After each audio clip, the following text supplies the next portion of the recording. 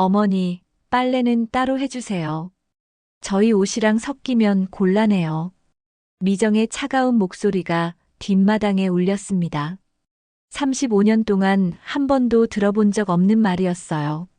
아, 그래요? 빨래 집게를 든 손이 떨렸습니다. 가슴이 쿡 찔리는 느낌이었어요. 어머니는 집에서 쉬세요. 저희끼리 가족 여행이에요.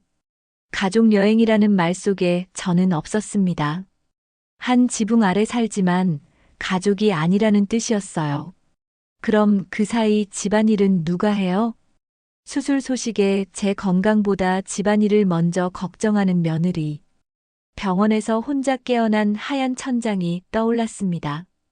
이 집 팔았어. 여행에서 돌아온 가족들 앞에서 담담히 말했어요. 어머니, 갑자기 왜 그러세요? 갑자기가 아니야. 너희가 가족끼리만 지내고 싶다며. 이제 진짜 그러면 되겠네. 그들은 몰랐습니다. 제가 이 집의 진짜 주인이라는 걸, 그리고 더 이상 눈치 보며 살지 않겠다는 제 결심을요. 이야기 시작하기 전 구독 눌러주세요. 안녕하세요. 저는 박말순입니다. 올해 65이에요. 전남 순천에서 태어나고 자란 토박이죠. 새벽 5시 반. 알람보다 먼저 눈이 떠집니다. 30년 넘게 몸에 밴 습관이거든요. 이불을 조심스럽게 걷어내고 일어났어요. 옆에서 자는 남편은 여전히 코를 골고 있었습니다. 깊은 잠에 빠진 모습이 평화로워 보였어요. 슬리퍼를 신고 복도를 지나 주방으로 향했습니다. 오래된 나무 마루가 발밑에서 삐걱거렸어요. 이 집에 시집 온 지 35년째죠. 처음엔 신혼집이라고 좋아했는데 이제는 곳곳이 낡아 보입니다. 그래도 정이 많이 든 우리 집이에요. 주방 창문을 열었습니다. 차가운 새벽 공기가 얼굴을 스쳤어요. 동쪽 하늘이 희끄무레하게 밝아오고 있었습니다. 가스레인지에 불을 켰어요. 파란 불꽃이 올라오면서 주방이 환해졌습니다. 밥솥에서 어젯밤에 해둔 밥 냄새가 은은하게 풍겼어요. 손녀 은서와 은비의 도시락을 만들어야 합니다. 두 아이 모두 편식이 심해서 도시락 싸기가 쉽지 않아요. 은서는 당근을 싫어하고 은비는 양파만 보면 얼굴을 찌푸리거든요. 냉장고 문을 열었습니다. 어제 남은 계란말이, 멸치볶음, 숙주나물이 투명한 용기에 가지런히 담겨 있었어요. 매일 밤 다음 날 반찬을 미리 준비해 둡니다. 계란 몇 개를 더 꺼내서 후라이를 붙였어요. 기름이 지글지글 소리를 내며 달걀 흰자가 하얗게 익어갔습니다. 노른자는 반숙으로 하는 게 아이들이 좋아해요.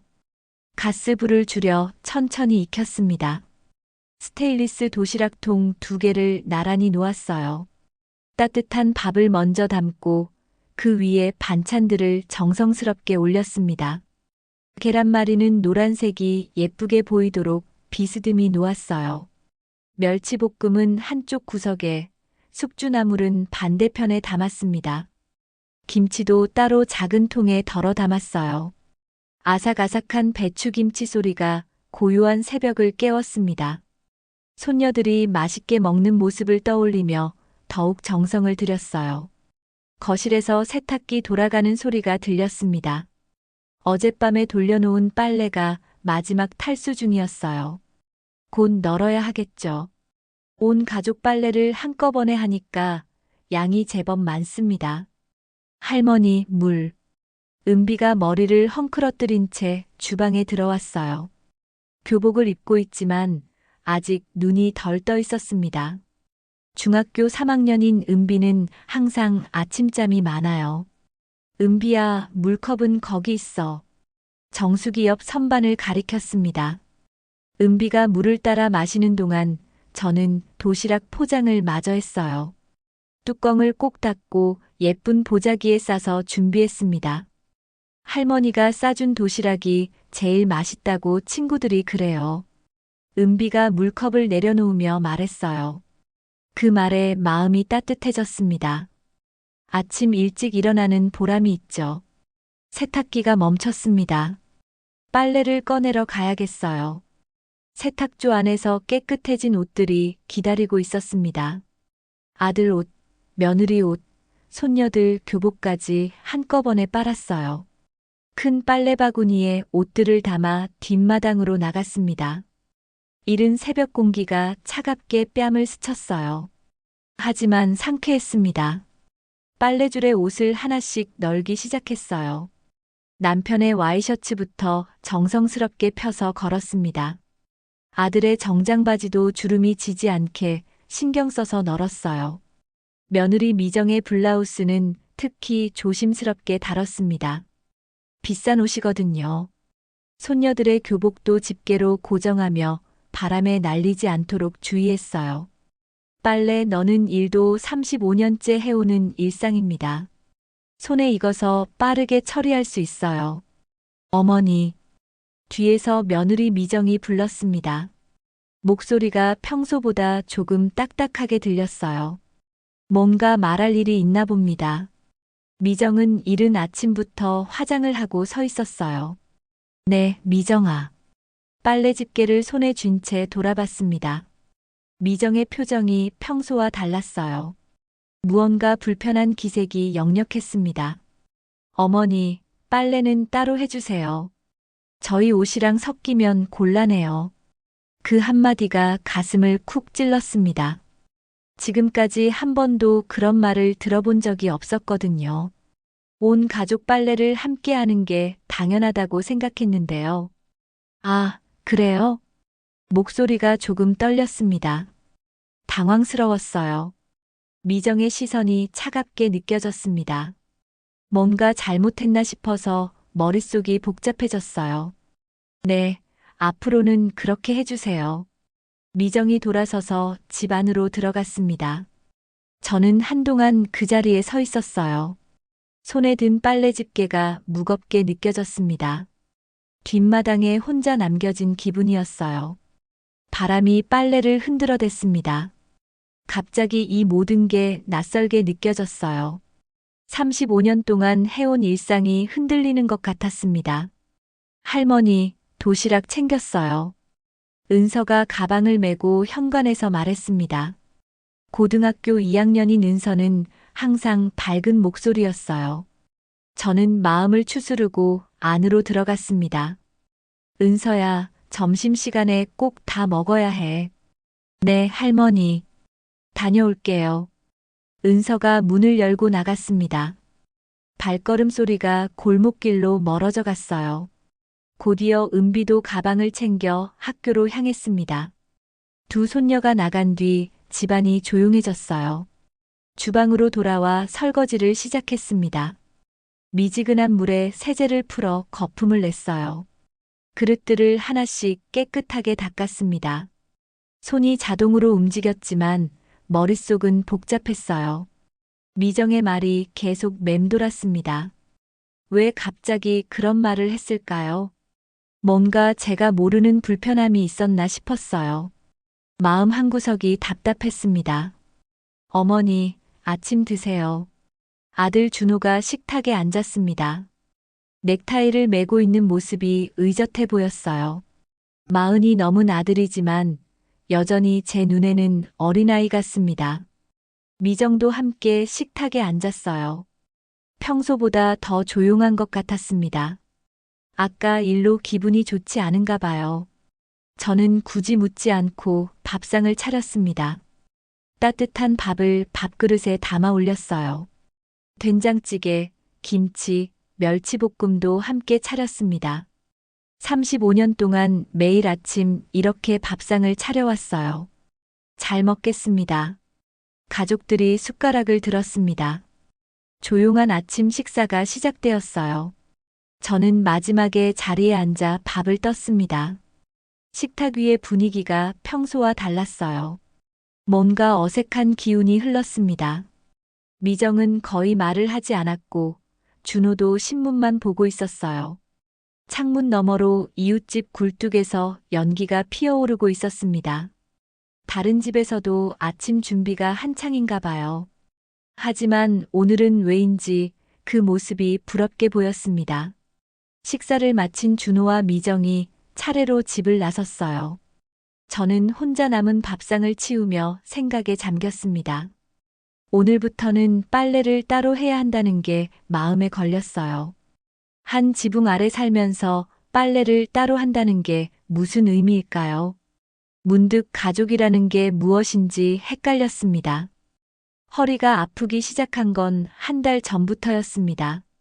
처음엔 그냥 나이 탓인 줄 알았어요. 65이면 몸 여기저기 아픈 게 당연하다고 생각했거든요. 아침에 일어날 때마다 허리에서 찌릿한 통증이 올라왔습니다. 빨래를 넣을 때도 청소기를 밀 때도 허리가 끊어질 것 같았어요. 그래도 참고 견뎠습니다. 집안일을 멈출 수는 없으니까요. 어머니, 괜찮으세요? 준호가 제가 허리를 짚고 있는 모습을 보더니 물었어요. 걱정스러운 표정이었습니다. 괜찮아. 그냥 좀 결렸나 봐. 대수롭지 않게 대답했습니다.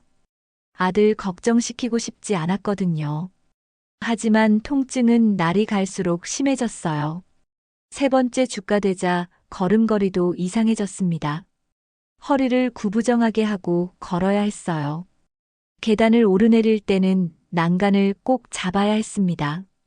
할머니, 병원 가세요. 은서가 제 모습을 보고 말했어요. 손녀의 걱정스러운 눈빛이 마음을 아프게 했습니다. 괜찮다, 은서야. 할머니는 튼튼해. 웃으며 대답했지만 속으론 불안했어요.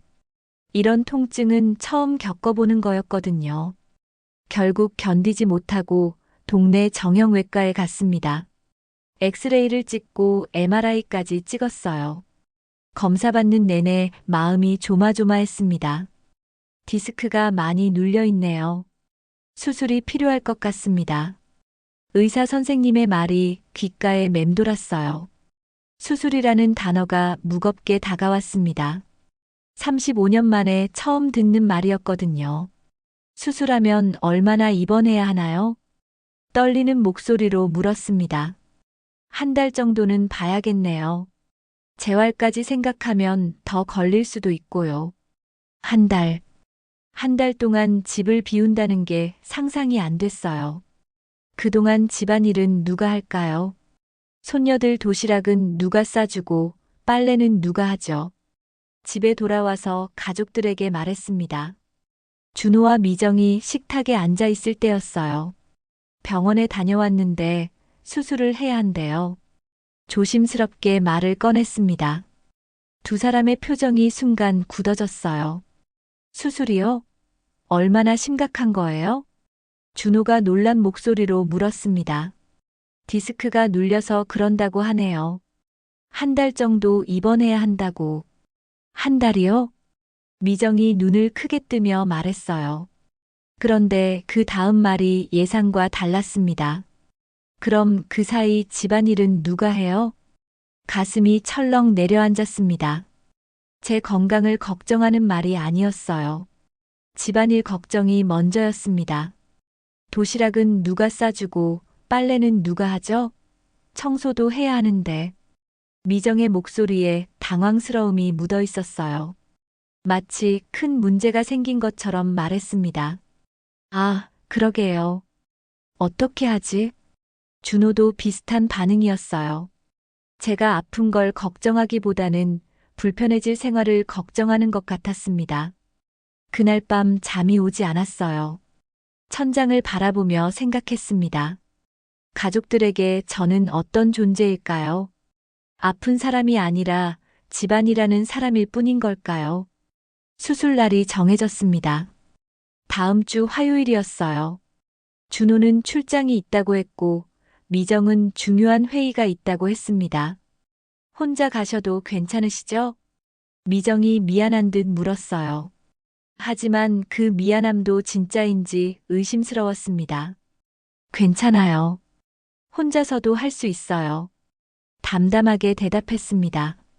서운함을 드러내고 싶지 않았거든요. 수술 당일 아침 혼자 택시를 타고 병원에 갔습니다. 입원 수속을 밟고 병실에 들어갔어요. 4인실이었는데 다른 환자들은 모두 가족이 함께 있었습니다. 옆 침대 할머니는 딸이 와서 손을 잡아주고 있었어요.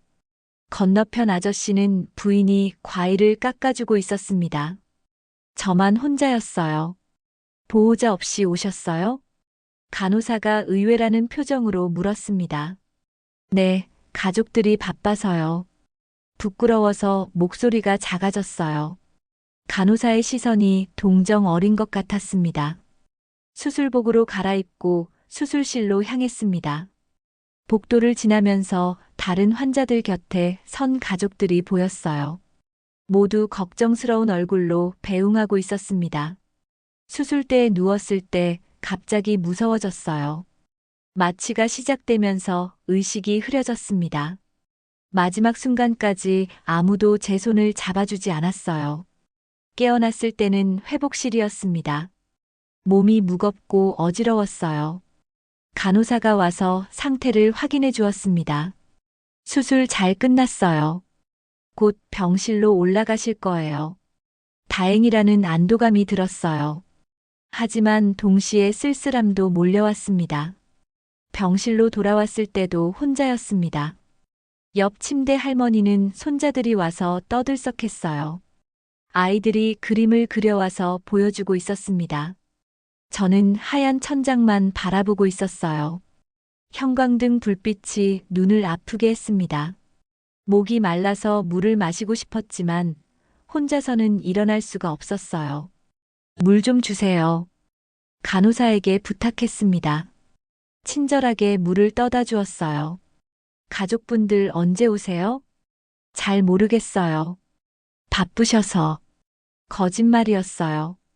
아무도 오지 않을 거라는 걸 알고 있었거든요. 저녁 시간이 되자 다른 환자들 가족들이 하나둘 찾아왔습니다. 병실이 시끌벅적해졌어요. 웃음소리와 대화 소리가 들렸습니다. 제 핸드폰도 조용했어요. 문자 한 통, 전화 한 통 없었습니다. 마치 제가 존재하지 않는 것처럼 느껴졌어요. 혼자 계시네요? 옆 침대 할머니가 말을 걸어주었어요. 네, 가족들이 바빠서요. 같은 대답을 반복했습니다.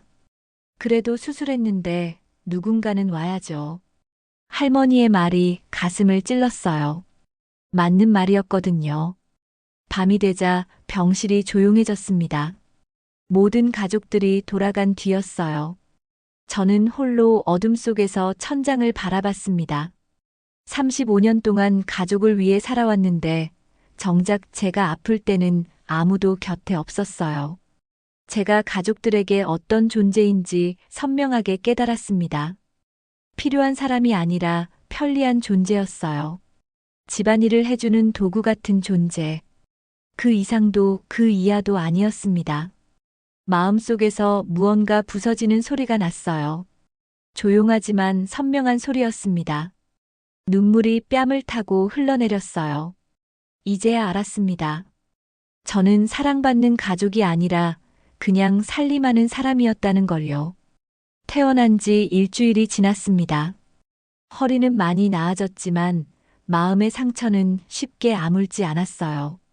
병원에서 혼자 보낸 시간이 자꾸 떠올랐습니다. 그래도 일상은 계속되어야 했어요. 다시 새벽에 일어나 도시락을 싸고 빨래를 했습니다. 하지만 예전과는 달랐어요. 모든 게 기계적으로 느껴졌습니다. 할머니, 우리 제주도 가요. 금요일 저녁 은서가 들뜬 목소리로 말했어요. 학교 가방을 던져놓고 거실로 뛰어들어왔습니다. 제주도? 네. 아빠가 휴가 내셨대요.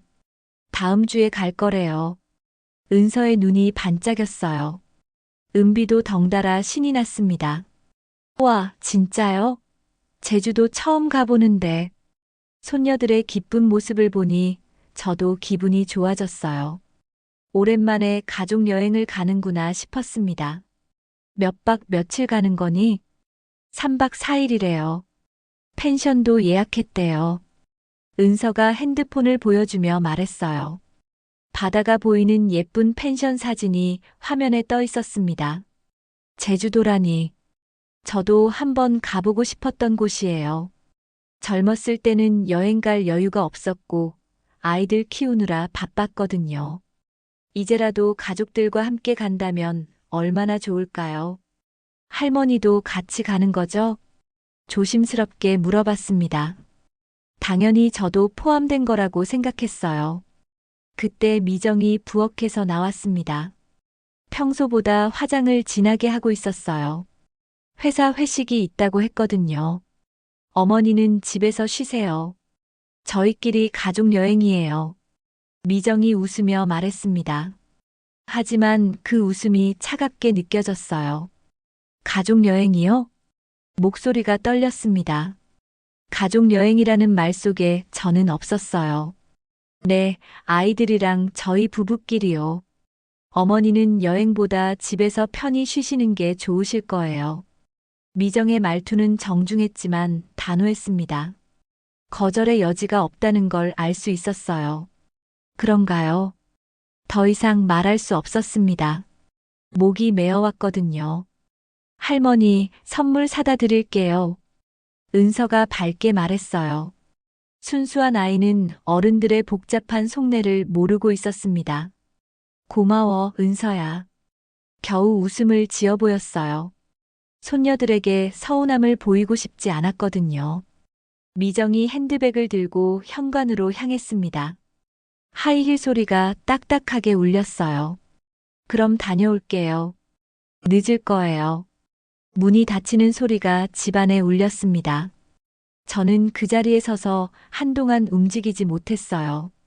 준호가 거실에서 TV를 보고 있었습니다. 아들에게 물어보고 싶었지만 입이 열리지 않았어요. 아마 아들도 미정과 같은 생각일 거예요. 주방으로 들어가 찬물을 마셨습니다. 목이 타는 것 같았어요. 손이 떨려서 컵을 제대로 잡기 힘들었습니다. 이 집에서 35년을 살았습니다. 신혼 때부터 지금까지 한 번도 떠나본 적이 없어요. 아이 키우고 살림하느라 여행은 꿈도 꾸지 못했거든요. 그런데 이제 가족 여행을 간다는데 저는 제외되었어요. 저도 이 가족의 일원인데 말이에요. 가족 여행이에요. 미정의 말이 계속 맴돌았습니다. 그 말 속에는 제가 가족이 아니라는 뜻이 담겨 있었어요. 식탁 위에 놓인 밥그릇들을 바라봤습니다. 4개의 그릇이 가지런히 놓여 있었어요. 모두 비슷한 색깔과 크기였습니다. 그런데 제 밥그릇만 달랐어요. 오래되고 낡은 그릇이었거든요. 언제부터인가 저만 다른 그릇을 쓰고 있었습니다. 새 그릇은 다른 가족들이 쓰고 있었어요. 그제야 깨달았습니다. 저는 이미 오래전부터 이 가족에서 분리되어 있었다는 걸요. 같은 집에 살지만 다른 존재였어요. 할머니, 괜찮으세요? 은비가 걱정스러운 목소리로 물었습니다. 괜찮아, 은비야. 할머니는 괜찮아. 억지로 웃어 보였어요. 손녀에게 걱정을 끼치고 싶지 않았거든요. 그날 밤 잠이 오지 않았습니다. 침대에 누워 천장을 바라보며 생각했어요. 이 집은 제가 평생 일해서 마련한 곳인데 이제는 눈치를 봐야 하는 처지가 되었네요. 시집 왔을 때는 달랐어요. 시어머니께서 살아계실 때는 제가 며느리였고 지금은 시어머니 역할을 하고 있죠. 하지만 대접은 점점 달라지고 있었어요. 새벽 2시가 넘어서야 일어났습니다. 목이 말라서 물을 마시러 부엌에 갔어요. 어둠 속에서 냉장고 불빛만 희미하게 보였습니다. 문득 장롱 속 통장이 떠올랐어요. 제가 평생 모은 돈이 들어있는 통장이었습니다. 용돈도 받지 않고 꼬박꼬박 모은 돈이었어요. 방으로 돌아가 장롱을 조용히 열었습니다. 맨 안쪽 서랍에 통장이 있었어요. 오래된 노란 봉투에 쌓여 있었습니다. 통장을 손에 쥐고 오랫동안 바라봤어요. 이 돈이면 혼자서도 충분히 살 수 있을 거예요. 작은 원룸이라도 얻어서 조용히 지낼 수 있을 것 같았습니다. 하지만 곧 고개를 저었어요. 아직은 아니에요. 손녀들이 걱정할 거고 준비도 안 되어 있었거든요. 통장을 다시 서랍에 넣었습니다. 하지만 그 생각은 지우지 못했어요. 언젠가는 결정해야 할 일인 것 같았습니다. 아침이 되자 평소처럼 일어났습니다. 도시락을 싸고 빨래를 널었어요. 하지만 마음은 무거웠습니다. 할머니, 제주도에서 뭐 사다 드릴까요? 은서가 등교하면서 물었어요. 괜찮아, 은서야. 재미있게 놀고 와. 손을 흔들어 보냈습니다. 손녀의 맑은 웃음이 마음을 아프게 했어요. 미정이 출근 준비를 하며 거실을 지나갔습니다. 어제처럼 밝은 표정이었어요. 여행 계획 때문에 기분이 좋은 것 같았습니다. 어머니, 저희 없는 동안 편히 쉬세요. 현관에서 돌아보며 말했어요. 배려하는 척하지만 진심이 아니라는 걸 알 수 있었습니다. 문이 닫힌 뒤 집안이 조용해졌어요. 혼자 남은 거실에서 주변을 둘러봤습니다. 이 모든 게 낯설게 느껴졌어요.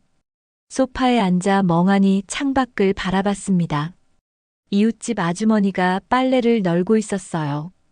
평범한 일상이 부러웠습니다. 제주도 여행은 다음 주였어요. 그때까지 시간이 있었습니다. 그 시간 동안 많은 걸 생각해 봐야겠어요. 더 이상 이런 식으로 살 수는 없을 것 같았습니다. 뭔가 변화가 필요했어요. 하지만 아직 구체적인 계획은 없었습니다. 장롱 속 통장이 자꾸 떠올랐어요. 그 돈으로 새로운 시작을 할 수 있을까요? 65의 나이에도 가능한 일일까요? 창밖으로 구름이 흘러가고 있었습니다. 변화의 바람이 불어오는 것 같았어요. 월요일 새벽 가족들이 제주도로 떠났습니다. 택시가 집 앞에서 경적을 울렸어요. 큰 캐리어 2개와 작은 가방들을 실었습니다. 어머니, 잘 계세요. 준호가 차창으로 손을 흔들었어요. 미정과 손녀들도 함께 손을 흔들었습니다. 하지만 그 모습이 왠지 서둘러 보였어요. 택시가 골목 끝으로 사라졌습니다. 저는 대문 앞에서 한동안 서 있었어요. 이상한 기분이었습니다.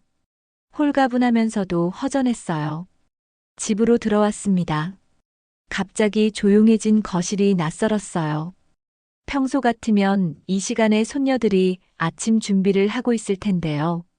부엌으로 가서 냉장고를 열어봤습니다. 어젯밤에 가족들이 먹을 것들을 챙겨갔더니 텅 비어 있었어요. 김치와 밑반찬 몇 개만 남아 있었습니다. 제가 좋아하는 건 하나도 없네요. 혼잣말을 했습니다. 냉장고 안을 다시 찬찬히 살펴봤어요. 정말 제가 먹고 싶은 음식은 없었습니다.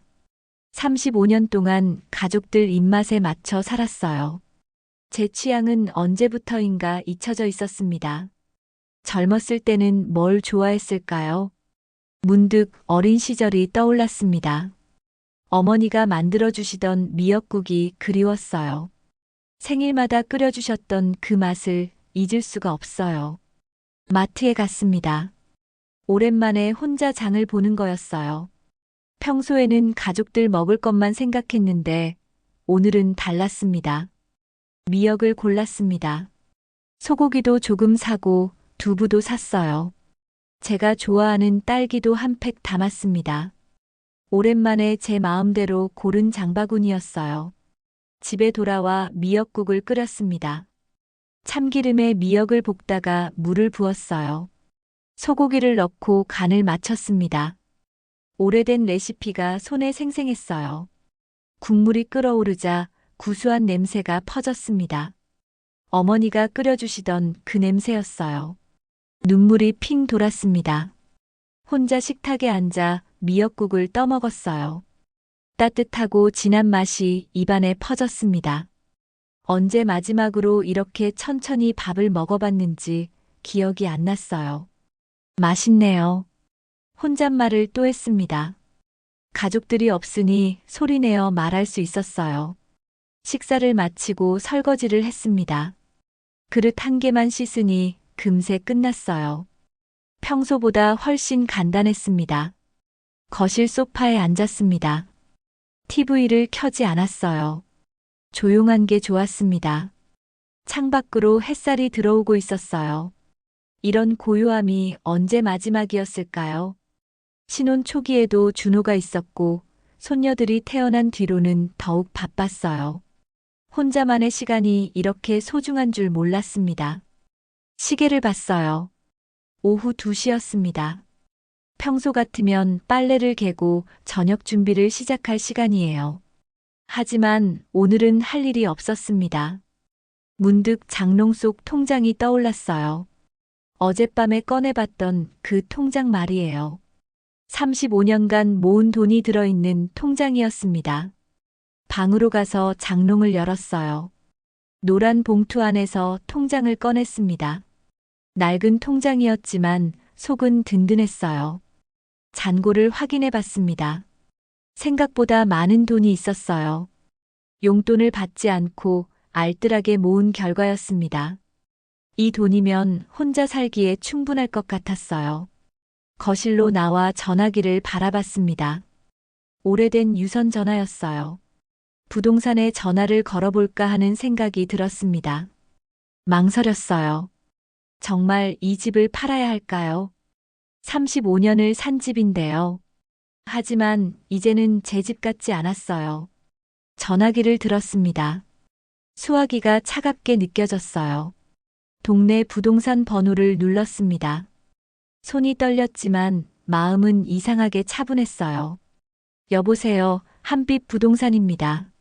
안녕하세요. 집을 팔고 싶어서요. 목소리가 생각보다 단호했습니다. 어디 집이신가요? 순천시 조례동이에요. 단독주택입니다. 아, 그 동네 잘 알죠. 언제쯤 매매 원하세요? 급하게요. 급매로 하고 싶어요. 급매가 아니라 급매라고 했어요. 빨리 처리하고 싶었거든요. 가족분들께는 말씀드렸나요? 부동산 사장의 질문에 잠시 말이 막혔어요. 하지만 곧 대답했습니다. 제 집이에요. 제가 알아서 합니다. 단호한 목소리였어요. 실제로 이 집은 제 명의였습니다. 시어머니께서 돌아가시면서 저에게 물려주신 집이었어요. 그럼 언제 한번 보러 가도 될까요? 지금 가족들이 여행 가서 집에 없어요. 내일 오셔도 돼요. 네, 알겠습니다. 내일 오전에 들러볼게요. 전화를 끊었습니다. 가슴이 두근거렸어요.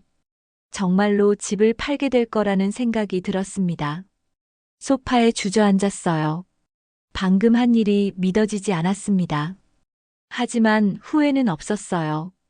오히려 시원한 기분이었습니다. 창문으로 햇살이 쏟아져 들어왔어요. 따뜻한 오후 햇살이 제 얼굴을 비쳤습니다. 그 빛 속에서 문득 깨달았어요. 이 집의 진짜 주인은 저였다는 걸요.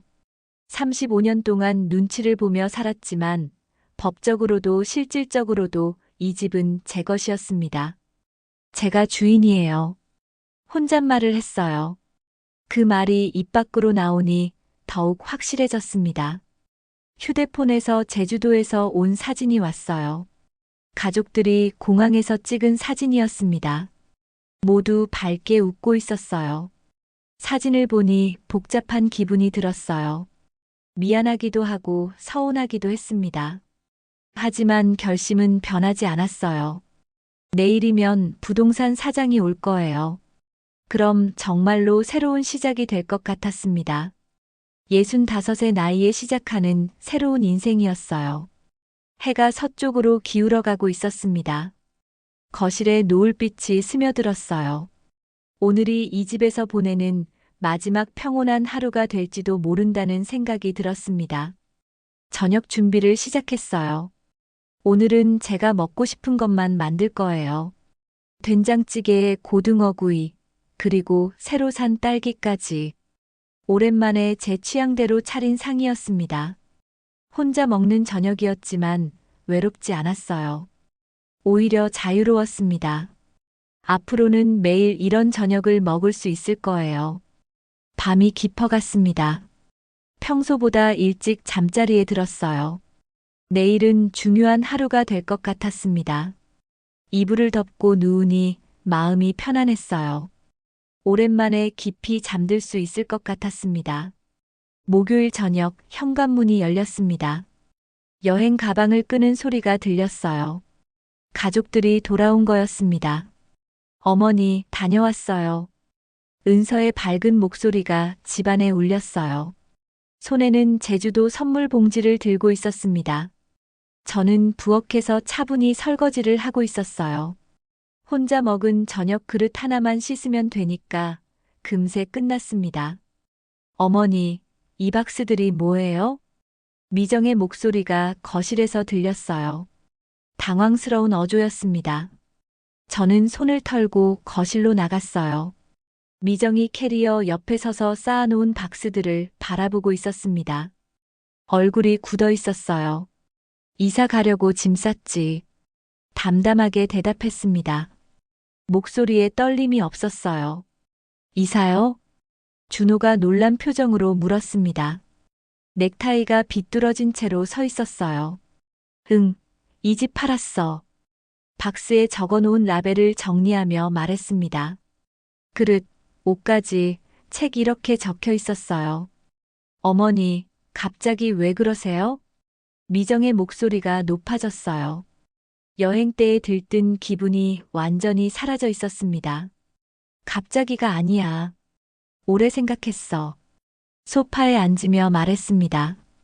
평소와 다른 제 모습에 가족들이 당황하는 게 보였어요. 할머니, 어디 가세요? 은비가 불안한 목소리로 물었습니다. 제주도에서 탄 듯한 얼굴이 새까맣게 보였어요. 할머니는 할머니대로 살 거야. 너희는 너희끼리 살고. 손녀의 머리를 쓰다듬어 주었습니다. 부드럽게 말했지만 결심은 확고했어요. 어머니, 농담이시죠? 준호가 앉으며 말했어요. 아직도 상황을 받아들이지 못하는 것 같았습니다. 농담 아니야. 너희가 가족끼리만 지내고 싶다며. 이제 진짜 그러면 되겠네. 미정이 입을 벌린 채 저를 바라봤어요. 할 말을 찾지 못하는 표정이었습니다. 부동산에서 내일 계약서 가져온대. 박스 하나를 정리하며 덧붙였습니다. 이미 모든 게 진행되고 있었어요. 어머니, 진정하세요. 뭔가 오해가 있는 것 같은데. 미정이 다가와서 말했어요. 하지만 제 마음은 이미 흔들리지 않았습니다. 오해가 아니야. 나도 내 인생을 살 거야. 일어서서 부엌으로 향했어요. 차를 끓여 마시고 싶었습니다. 뒤에서 준호와 미정이 작은 목소리로 대화하는 소리가 들렸어요. 급하게 뭔가를 의논하는 것 같았습니다. 차를 우리며 창밖을 바라봤어요. 어둠이 내린 골목길이 보였습니다. 내일이면 이 풍경도 마지막이 될 거예요. 손녀들이 방으로 들어갔어요. 여행의 피로와 갑작스러운 상황에 혼란스러워하는 것 같았습니다. 어머니, 다시 생각해 보세요. 준호가 부엌으로 와서 말했어요. 평소보다 조심스러운 어조였습니다. 이미 다 생각했어. 이 집은 내가 번 돈으로 산 거야. 찻잔을 들고 거실로 나왔어요. 따뜻한 차 향이 마음을 진정시켜 주었습니다. 미정이 소파에 앉아 있었어요. 얼굴이 창백해 보였습니다. 여행에서의 즐거웠던 기억들이 한순간에 무너진 것 같았어요. 이제 그만 나도 내 인생을 살 거야. 마지막으로 한 말이었어요. 더 이상 설명할 필요가 없었습니다. 그날 밤 집안은 조용했어요. 평소보다 훨씬 이른 시간에 모두 방으로 들어갔습니다. 아마 각자 생각이 많았을 거예요. 저는 마지막으로 집안을 둘러봤습니다. 35년의 추억이 곳곳에 배어 있었어요. 하지만 이제는 떠날 때가 되었습니다. 새로운 시작이 기다리고 있었어요. 토요일 아침, 이사차가 골목 입구에서 경적을 울렸습니다. 약속된 시간이었어요. 저는 이미 새벽부터 일어나 마지막 정리를 하고 있었습니다. 할머니, 진짜 가시는 거예요? 은서가 눈을 빨갛게 부으며 물었어요. 어젯밤 많이 울었나 봅니다. 그래, 은서야. 할머니는 이제 할머니 집에서 살 거야. 손녀의 머리를 쓰다듬어 주었습니다. 마음이 아팠지만 결심은 변하지 않았어요. 이사 아저씨들이 집 안으로 들어왔습니다. 생각보다 젊은 사람들이었어요. 박스들을 보더니 고개를 갸웃했습니다. 이게 다예요? 네, 그게 답니다. 74년을 살아온 짐이 고작 박스 12개였어요. 스스로도 놀라웠습니다. 평생 가족을 위해 살았지만 정작 제 것은 거의 없었거든요. 옷가지 몇 벌, 낡은 사진첩, 통장과 도장, 그리고 어머니가 물려주신 반지 하나. 그것이 제 인생의 전부였습니다. 트럭 반 칸도 안 되겠네요. 이사 아저씨가 말했어요. 왠지 미안한 기분이 들었습니다. 괜찮아요. 새로 시작하는 거니까. 오히려 홀가분했어요. 짐이 적다는 게 부끄럽기보다는 자유로웠습니다. 준호가 거실에서 멍하니 서 있었어요. 어제 밤부터 말을 잃은 상태였습니다. 미정은 부엌에서 설거지를 하는 척하며 얼굴을 감추고 있었어요. 엄마, 정말 가시는 거예요? 준호가 조용히 물었습니다. 목소리에 떨림이 있었어요. 그래. 이번엔 나 혼자 살아볼게. 박스를 나르는 아저씨를 바라보며 대답했습니다. 더 이상 설득하려 하지 않는 것 같았어요. 할머니, 새집 주소 알려주세요. 은비가 작은 메모지를 들고 왔어요. 연필로 뭔가 적으려고 준비하고 있었습니다. 나중에 알려줄게. 할머니가 먼저 정착하고 나서 사실 아직 구체적인 주소를 정하지 못했어요. 일단 원룸을 얻어서 지낼 생각이었습니다. 마지막 박스가 나갔습니다. 갑자기 집이 텅 비어 보였어요. 가구들만 남아있는 거실이 낯설었습니다. 가구는 두고 가세요? 이사 아저씨가 물었어요. 네, 필요한 사람들이 쓰세요. 이 집의 가구들은 이제 제 것이 아니었어요. 새 집에서는 새 가구를 살 계획이었습니다. 손가방 하나를 들었습니다. 통장과 중요한 서류들이 들어 있었어요. 35년의 세월이 이 작은 가방 안에 담겨 있었습니다. 할머니, 보고 싶을 거예요. 은서가 달려와서 저를 안았어요. 따뜻한 체온이 전해졌습니다. 할머니도 보고 싶을 거야. 하지만 이제 할머니는 행복하게 살 거야. 손녀를 꽉 안아주었어요. 이별이 아니라 새로운 시작이라고 생각하려 했습니다. 은비도 와서 저를 안았어요. 두 손녀와 함께 한 시간이 그리울 거예요. 하지만 이제는 각자의 길을 가야 할 때였습니다. 준호야, 잘 살아라. 아들에게 마지막 인사를 했어요. 40이 넘은 아들이지만 여전히 제 아이였습니다. 엄마, 연락하세요. 준호가 말했어요. 눈가가 촉촉해져 있었습니다. 미정은 부엌에서 나오지 않았어요. 아마 복잡한 심정일 거예요. 저도 굳이 인사하러 가지 않았습니다. 이사차에 올랐습니다. 조수석에 앉으니 집이 한눈에 보였어요. 35년을 산 집이었지만 이제는 남의 집 같았습니다. 어디로 가시나요? 기사 아저씨가 물었어요. 시내 쪽으로 가주세요. 가면서 생각해 볼게요. 아직 정확한 목적지는 정하지 못했어요. 일단 부동산부터 가서 원룸을 알아볼 생각이었습니다. 차가 골목길을 벗어났습니다. 사이드미러로 집이 점점 작아지는 게 보였어요. 손녀들이 대문 앞에서 손을 흔들고 있었습니다. 가슴이 뭉클했지만 후회는 없었어요. 오히려 해방감이 들었습니다. 처음으로 제 의지대로 선택한 길이었거든요. 새로 시작하시는 거예요? 기사 아저씨가 말을 걸어왔어요. 네, 이제 제 인생을 살아보려고요. 창밖으로 스치는 풍경들이 새로워 보였어요. 같은 동네인데도 다른 각도에서 보니 전혀 다른 곳 같았습니다. 시장 골목을 지나갔습니다. 과일 가게, 반찬 가게, 약국이 차례로 보였어요. 앞으로는 제가 직접 장을 보고 요리를 해야 할 거예요. 두렵지 않았습니다. 오히려 기대됐어요. 제가 먹고 싶은 것만 사고 제가 좋아하는 음식만 만들 수 있을 테니까요. 부동산 단지 쪽으로 가주세요. 목적지를 정했어요. 일단 집부터 구해야 했습니다. 차창으로 바람이 들어왔습니다. 따뜻한 봄바람이었어요. 새로운 계절이 시작되는 것 같았습니다. 핸드폰이 울렸어요. 문자 메시지였습니다. 은서가 보낸 것 같았어요. 하지만 지금은 보고 싶지 않았습니다. 뒤돌아보지 않기로 했어요. 앞만 보고 갈 거였습니다. 할머니, 새로운 인생이 시작되는 거네요. 기사 아저씨가 웃으며 말했어요. 네, 65에 시작하는 새 인생이에요. 저도 웃었습니다. 오랜만에 진짜 웃음이었어요. 차가 큰 길로 접어들었습니다. 더 넓은 세상이 펼쳐져 있었어요. 무엇이든 할 수 있을 것 같았습니다. 통장이 든 가방을 꼭 쥐었어요. 이 돈으로 새로운 삶을 시작할 거였습니다.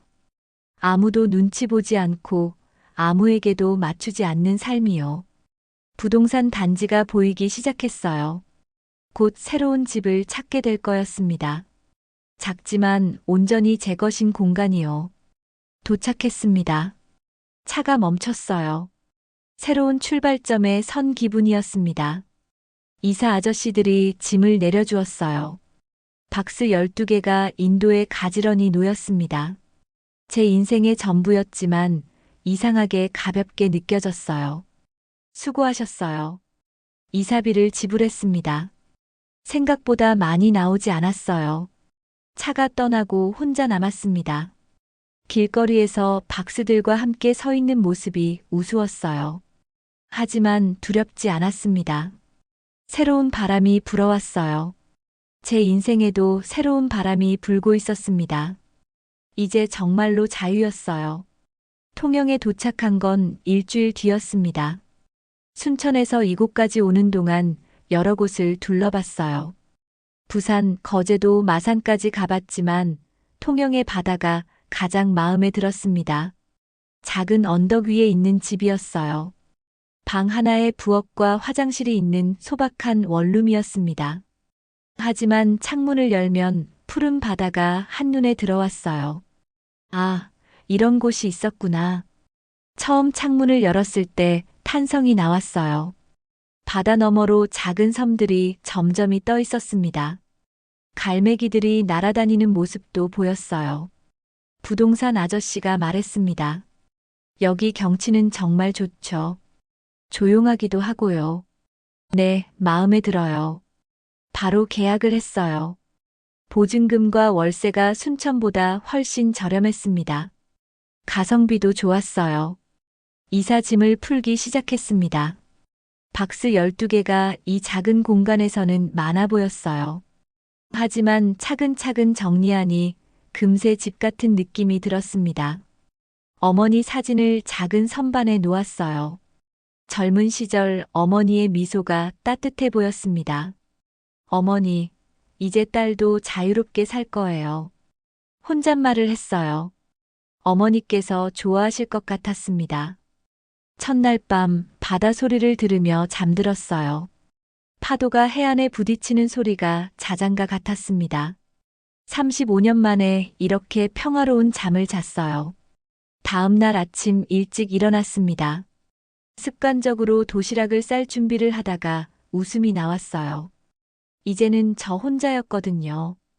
간단히 세수를 하고 창문을 열었어요. 아침 바다가 황금빛으로 반짝이고 있었습니다.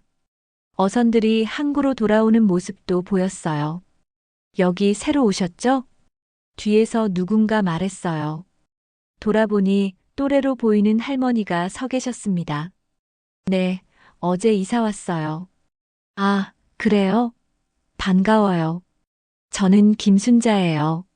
순자 할머니가 환하게 웃으셨어요. 손에는 텃밭에서 딴 것 같은 채소들을 들고 계셨습니다.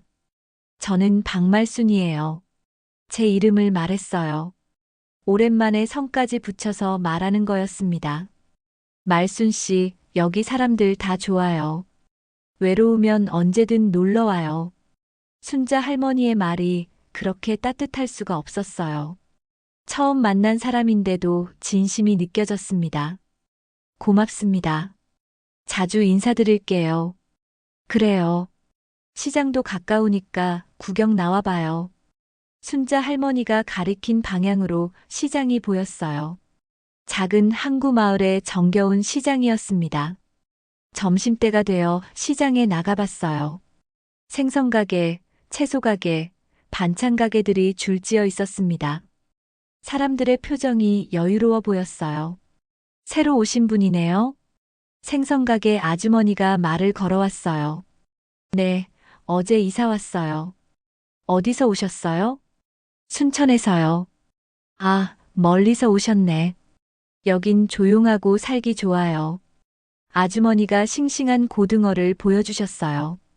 윤기가 자르르 흘렀습니다. 이거 하나 주세요. 새로 오신 기념으로 서비스 드릴게요. 콩나물도 덤으로 주셨어요. 이런 인정이 그리웠었나 봅니다. 집에 돌아와 고등어를 구웠어요. 비린내 대신 고소한 냄새가 집안에 퍼졌습니다. 콩나물국도 끓이고 김치도 꺼냈어요. 혼자 차린 식탁이었지만 풍성해 보였어요. 무엇보다 제 입맛에 맞게 간을 했습니다. 내 입맛대로 먹는 게 이렇게 행복할 줄이야. 고등어 한 점을 입에 넣으며 중얼거렸어요. 짜지도 않고 싱겁지도 않은 딱 제 스타일이었습니다. 식사를 마치고 바다를 바라봤어요. 오후 햇살이 바다를 금색으로 물들이고 있었습니다. 이런 풍경을 매일 볼 수 있다니 행복했어요. 핸드폰에 순천에서 온 문자가 여러 개 있었어요. 은서와 은비가 보낸 것들이었습니다. 하지만 아직 답하고 싶지 않았어요. 저녁에 산책을 나갔습니다. 해안 산책로를 따라 걸어봤어요. 바다 냄새와 갯바람이 상쾌했습니다. 말순 씨, 뒤에서 순자 할머니가 부르셨어요. 산책복을 입고 계셨습니다. 안녕하세요. 산책 나오셨어요? 네, 저녁에 바다 바람 쐬는 게 좋아서요. 같이 걸어요. 두 사람이서 천천히 걸었어요. 순자 할머니가 이곳저곳을 설명해 주셨습니다. 저기가 제일 맛있는 횟집이고 저쪽이 카페예요. 젊은 사람들이 많이 와요. 여기 사신 지 오래되셨어요? 30년 됐어요. 남편이 어부였거든요. 순자 할머니의 얼굴에 그리움이 스쳤어요. 지금은 혼자 사세요? 네, 아들이 서울에 있어요. 가끔 내려와요. 비슷한 처지였어요. 하지만 순자 할머니는 밝아 보였습니다. 적적하지 않으세요? 처음엔 그랬죠. 하지만 이제는 혼자가 편해요. 눈치 안 보고 살 수 있어서요. 그 말이 가슴에 와 닿았어요. 저도 그런 마음이었거든요. 말순 씨도 그런 마음으로 오신 거죠? 네, 비슷해요. 더 자세히 말하고 싶지는 않았어요. 순자 할머니도 굳이 묻지 않으셨습니다.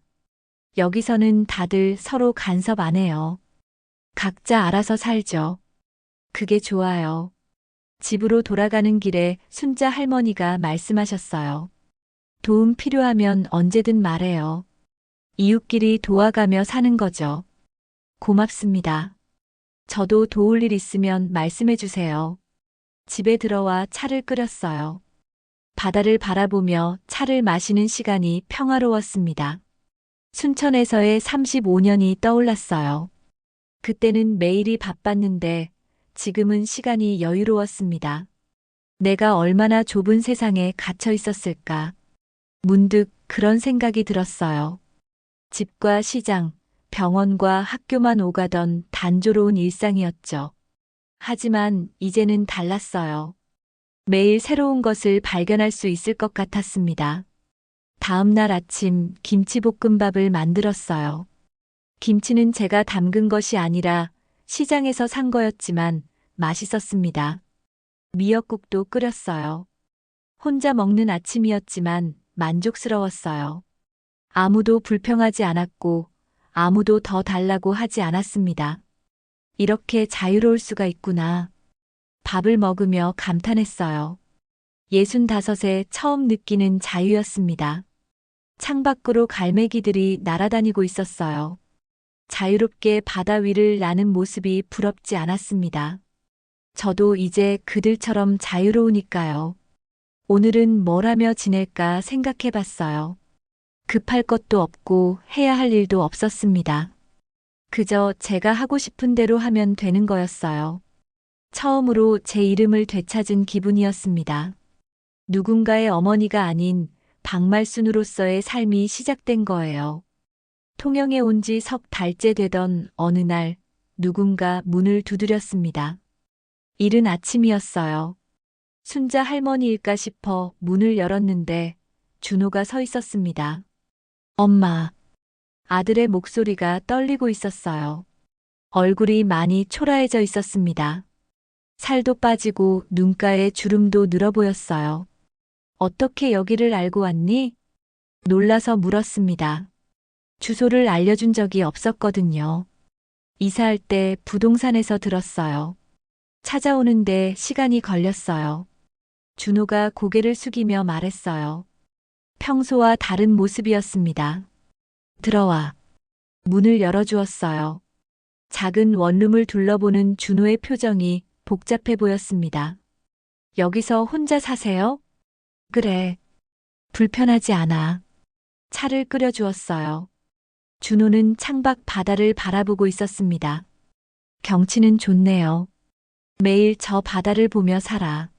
마음이 편해져. 준비해둔 과자를 내왔어요. 아들이 좋아하던 것들이었습니다. 엄마, 보고 싶었어요. 준호가 갑자기 말했어요. 목소리에 진심이 묻어 있었습니다. 그래. 담담하게 대답했어요. 마음이 흔들리지 않았습니다. 미안해요. 그때 엄마 마음을 몰랐어요. 준호의 눈가가 촉촉해져 있었어요. 처음 보는 모습이었습니다. 이제라도 알면 됐다. 차를 마시며 말했어요. 원망하는 마음은 없었습니다. 집 팔고 나서 저희가 장모님 집에 얹혀 살고 있어요. 준호가 털어놓기 시작했어요. 미정이 어머니가 말씀하시더라고요. 효부는 따로 있다고. 그제야 엄마가 어떤 마음이었는지 알겠어요. 그제야 깨달았다는 말이었어요. 너무 늦었지만 다행이었습니다. 손녀들은 어떻게 지내니? 보고 싶어 해요. 할머니 연락처 달라고 매일 졸라요. 준호가 미소를 지었어요. 손녀들 생각에 마음이 따뜻해졌습니다. 나중에 연락드릴게. 아직은 좀 더 시간이 필요해. 네, 엄마가 원하시는 대로 하세요. 예전과 달리 재촉하지 않았어요. 많이 달라진 모습이었습니다. 엄마, 우리랑 같이 살면 안 돼요? 이제는 달라질 거예요. 준호가 조심스럽게 물었어요. 진심이 담긴 제안 같았습니다. 고개를 저었어요. 이제는 나 혼자 사는 게 좋아. 단호한 대답이었어요. 마음이 변하지 않았습니다. 하지만 엄마가 혼자 계시면 걱정 마. 여기 이웃들도 좋고 나는 행복해. 창밖을 가리켰어요. 순자 할머니가 텃밭에서 일하는 모습이 보였습니다. 대신 너희끼리 잘 살아라. 그게 나한테 제일 큰 효도야. 준호의 어깨를 토닥여 주었어요. 아직은 제 아들이니까요. 정말 괜찮으세요? 괜찮다. 이제야 진짜 내 인생을 사는 것 같아. 오후가 되어 준호가 돌아갔어요. 버스 시간 때문에 서둘러야 했습니다. 자주 연락드릴게요. 그래. 몸 건강히 잘 살아라. 대문에서 배웅했어요. 준호가 돌아보며 손을 흔들었습니다. 혼자 남은 집이 조용했어요. 하지만 외롭지 않았습니다. 오히려 평화로웠어요. 저녁에 바다를 바라보며 앉았습니다. 노을이 바다를 붉게 물들이고 있었어요. 아름다운 풍경이었습니다. 이제 진짜 나로 살 거야. 혼잣말을 했어요. 그 말에는 눈물보다 단단한 평화가 담겨 있었습니다. 순자 할머니가 저녁 산책 나오자고 부르셨어요. 함께 해안을 걸으며 오늘 있었던 일을 말씀드렸습니다. 잘하셨어요. 자식들은 각자 살아야 해요. 순자 할머니가 고개를 끄덕이셨어요. 처음엔 서운했는데 이제는 이게 맞는 것 같아요. 그럼요. 우리도 우리 인생이 있는데. 밤이 되어 집으로 돌아왔어요. 작지만 온전히 제 공간이었습니다. 아무도 눈치 볼 필요가 없는 곳이었어요. 내일은 뭘 하며 지낼까 생각해 봤어요. 시장도 가고 도서관도 가볼 생각이었습니다. 책 읽는 취미를 다시 시작해 보려고요. 65의 나이에 시작하는 새로운 삶이었어요. 늦었지만 후회는 없었습니다. 지금이 가장 좋은 때라고 생각했거든요. 바다 소리를 들으며 잠자리에 들었어요. 내일도 새로운 하루가 기다리고 있을 거예요. 오롯이 저만의 하루가요. 그럼 오늘 이야기는 여기까지입니다. 영상을 시청해주신 모든 분들 고맙습니다. 저는 AI 나레이션 만우였습니다. 구독과 좋아요 부탁드립니다. 감사합니다.